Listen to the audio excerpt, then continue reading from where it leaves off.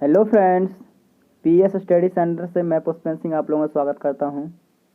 हम कंप्यूटर के अंतर्गत ऑब्जेक्टिव क्वेश्चंस को कवर करने जा रहे हैं। तो चलते हैं क्वेश्चंस की ओर। तो ये रहा आपके सामने पहला क्वेश्चन।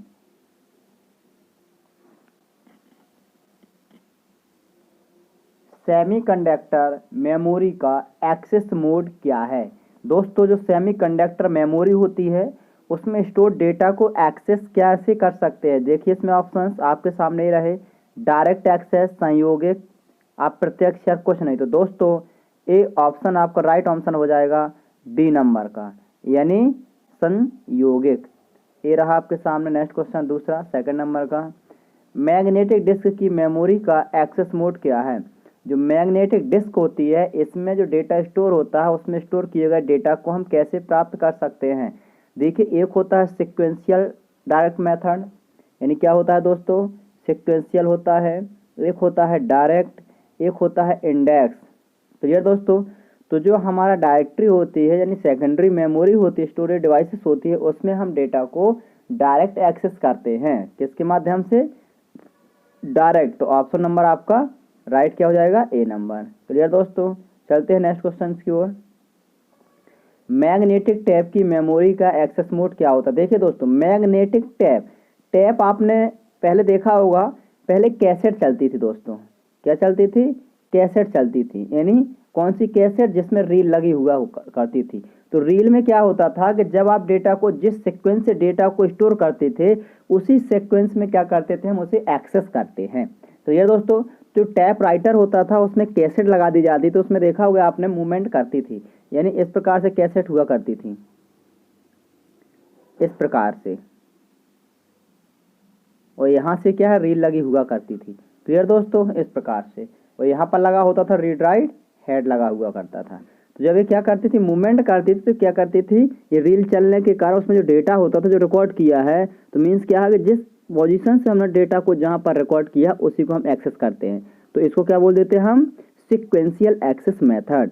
यानी जो मैग्नेटिक टैप होता है, टैप मीन्स होता है कैसेट। कैसेट में जो डेटा स्टोर किया जाता है वो किस मेथड के द्वारा एक्सेस करते हैं, प्राप्त करते हैं? वो है सिक्वेंशियल एक्सेस मेथड। क्लियर दोस्तों? नेक्स्ट क्वेश्चन की ओर चलते हैं अपन। सेमीकंडक्टर मेमोरीज का स्टोरेज मीडिया क्या है? जो सेमीकंडक्टर मेमोरी होती है उसमें डेटा किस प्रकार से स्टोर होता है? तो वो होता है आपका इलेक्ट्रॉनिक रूप में। किस रूप में होता है? इलेक्ट्रॉनिक रूप में। तो option number C. Next question की ओर चलते हैं। मैग्नेटिक डिस्क का स्टोरेज मीडिया क्या है? देखिए आप, मैग्नेटिक टैप है, इलेक्ट्रॉनिक है, या ऑप्टिकल है, या मैकेनिकल है? तो दोस्तों, ये किस प्रकार का होता है? मैग्नेटिक। किस टाइप का होता है? मैग्नेटिक टाइप का। क्लियर है दोस्तों? किस टाइप का होता है? मैग्नेटिक टैप टाइप का। तो इसका राइट आंसर क्या हो जाएगा? Magnetic tap. तो ऑप्शन नंबर कौन सा था आपका? ए नंबर। क्लियर दोस्तों? चलते हैं नेक्स्ट क्वेश्चन की ओर। सेकेंडरी मेमोरी क्या करता है? सेकेंडरी मेमोरी क्या करता है? दोस्तों, कंप्यूटर के अंतर्गत दो प्रकार की मेमोरी पाई जाती है। एक होती है प्राइमरी मेमोरी, एक होती है सेकेंडरी मेमोरी। क्लियर है? यानी प्राइमरी मेमोरी को कंप्यूटर की मेन मेमोरी कहते हैं। प्राइमरी मेमोरी का कार्य क्या होता है? कंप्यूटर में डेटा को रन करना, जैसे रैम, रोम। तो रोम क्या करता है? इनपुट आउटपुट डिवाइसेस को चेक करता है, जिससे कंप्यूटर निर्माताओं के द्वारा डेटा को स्टोर करके रख दिया जाता है। रैम क्या करता है? जब कंप्यूटर में डेटा स्टोर करते हैं तो प्रोसेसिंग के पहले कहाँ जाता है? वो रैम में जाता है। क्लियर दोस्तों? अब बात करते हैं सेकेंडरी मेमोरी। सेकेंडरी मेमोरी को परमानेंट मेमोरी भी कहते हैं। क्यों? क्योंकि स्थायी मेमोरी होती है, जैसे hard disk, floppy disk, magnetic tape, magnetic disk, pen drive. Clear है? तो ये सब किस में जाती हैं? सेकेंडरी। तो सेकेंडरी मेमोरी क्या करता है? तो देखें दोस्तों, सिस्टम प्रोग्राम और डाटा फाइल संग्रह करता है। सिस्टम प्रोग्राम और डाटा फाइल। सिस्टम प्रोग्राम का मीन्स क्या है कि जो हमने ऑपरेटिंग सिस्टम इंस्टॉल किया। सिस्टम प्रोग्राम का मतलब क्या होता है? जो ऑपरेटिंग सिस्टम है वो किस में हो रहा है? सेकेंडरी मेमोरी में स्टोर। जैसे आपने देखा होगा, जब हम किसी प्रकार के सॉफ्टवेयर को इंस्टॉल करते हैं तो किस ड्राइव में जाता है? वो सी ड्राइव में। सी ड्राइव किसकी होती है? सेकेंडरी मेमोरी की। क्लियर है? तो इसका जो कार्य होता है वो होता है सिस्टम प्रोग्राम और डाटा फाइल संग्रह का मीन्स होता है स्टोर करना, तो ऑप्शन आपका ए इज राइट आंसर। क्लियर है। सेकेंडरी मेमोरी जो होती है वो कंप्यूटर की परमानेंट होती है। जब हमें कंप्यूटर के अंतर्गत लंबे समय तक के लिए डेटा को स्टोर करने की आवश्यकता पड़ती है तो उसे हम सेकेंडरी मेमोरी में डेटा को स्टोर कर देते हैं, और जब भी हमें आवश्यकता पड़ती है उसी के माध्यम से उसे प्राप्त कर लेते हैं। चलते हैं नेक्स्ट क्वेश्चन की ओर। ये रहा आपके सामने नेक्स्ट क्वेश्चन।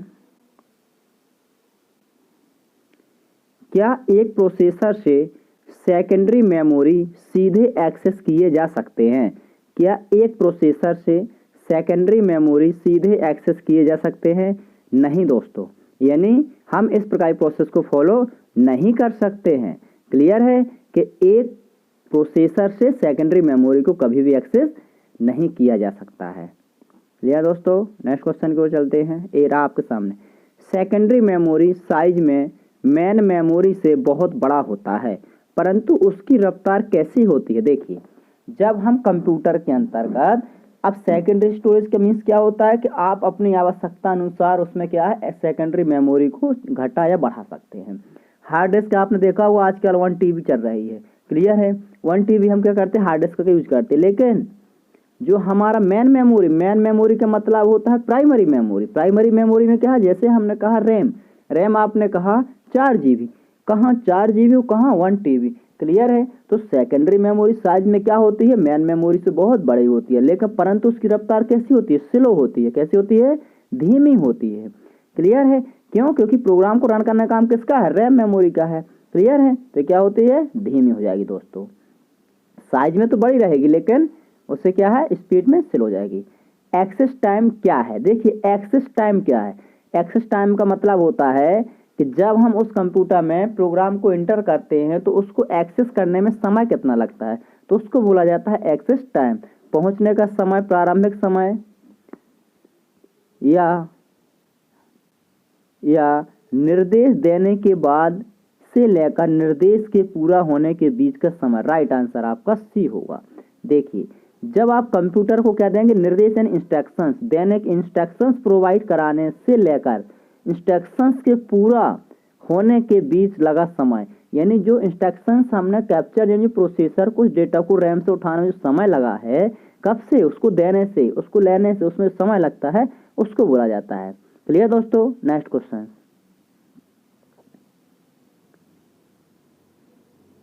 सेमीकंडक्टर मेमोरी का एक्सेस टाइम कितना होता है? सेमीकंडक्टर मेमोरी का एक्सेस टाइम होता है दोस्तों 10-8 सेकेंड। कहीं है, हाँ, ऑप्शन नंबर डी आपका 10-8 सेकेंड।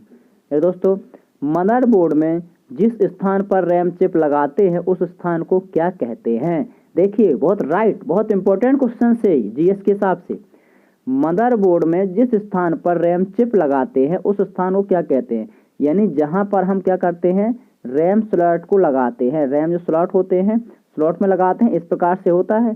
क्लियर। यहाँ पर कनेक्टर लगे होते हैं, बीच में क्या होता है, हल्का इसमें छिद्र होता है। क्लियर। जो क्या करते हैं उसमें सेट होता है, तो इसको क्या कहते हैं, तो इसको कहा जाता है मेमोरी बैंक। क्यों? क्योंकि इसमें रैम मेमोरी क्या होती है, इसमें सेट की जाती है। क्लियर दोस्तों। नेक्स्ट क्वेश्चन ये रहा आपके सामने।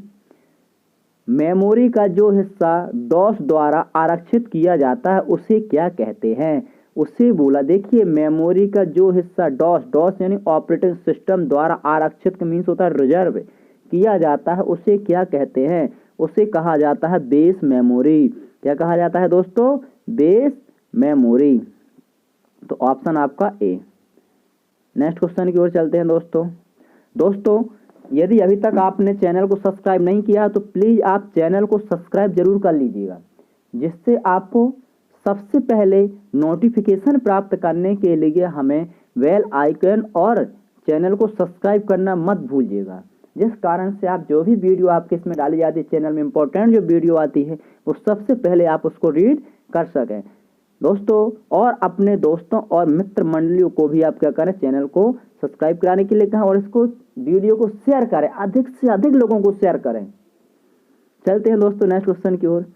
बेस मेमोरी के अलावा बची हुई मेमोरी क्या कहलाती है? बेस मेमोरी के अलावा बची हुई मेमोरी क्या कहलाती है? तो इसमें लिखा आपका पहला ऑप्शन क्या है, expert memory, electronic memory, extended memory कहलाती है दोस्तों। क्या कहलाती है? एक्सटेंडेड मेमोरी कहलाती है। क्लियर दोस्तों? तो आज हमने क्वेश्चन 13-14 के समथिंग आज कंप्लीट किए हुए हैं दोस्तों क्वेश्चंस। यदि आपको वीडियो अच्छी लगती है आप लाइक करें, सब्सक्राइब करें, चैनल को सब्सक्राइब करना मत भूलिएगा। थैंक यू दोस्तों।